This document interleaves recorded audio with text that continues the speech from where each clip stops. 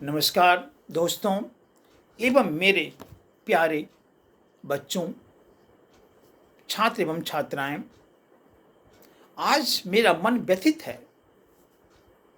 मैं तो शुभ विचार देने का प्रयास कर रहा हूं, लेकिन आज जो विचार दे रहा हूं वो देशवासियों को आंदोलित करने वाला विचार दे रहा हूं। आपने देखा, हमारे देश के ऊपर उन निहत्थे लाचार व्यक्तियों के ऊपर आतंकवादियों ने उसे गोलियों से भून डाला। यह किसी भी तरह से बर्दाश्त से बाहर है। तो हम इसमें विवेक का परिचय देंगे। याद रखिए, विवेक का मतलब होता है हम शांति बनाए रखेंगे, अपने लोगों में कभी भी विभेद ना करें, और विवेक से किया हुआ काम सफलता दिलाती है।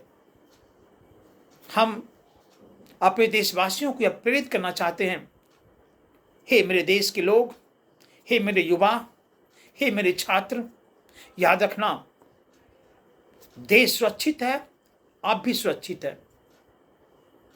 हमारी आजादी तभी आजादी के रूप में रह सकती है जब हम देश के लिए कृत संकल्पित हो जाएं, कर्मठ बने, स्वाभिमानी बने, अपनी भारत माता की भूमि पर किसी भी तरह की आंच को बर्दाश्त ना करें।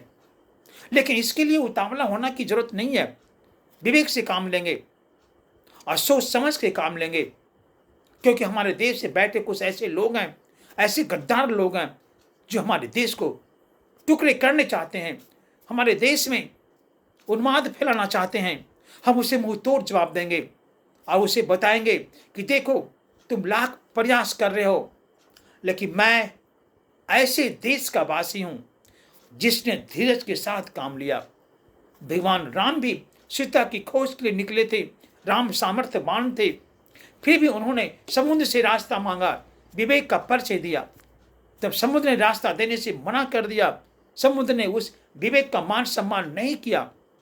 अंत में भगवान राम को भी क्रोध करना पड़ा और उन्होंने समुद्र पर शक्तिवान का प्रहार किया।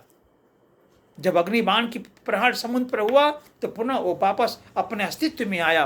उसे समझ हुआ कि सामने वाला व्यक्ति विवेकशील और शक्तिशाली है।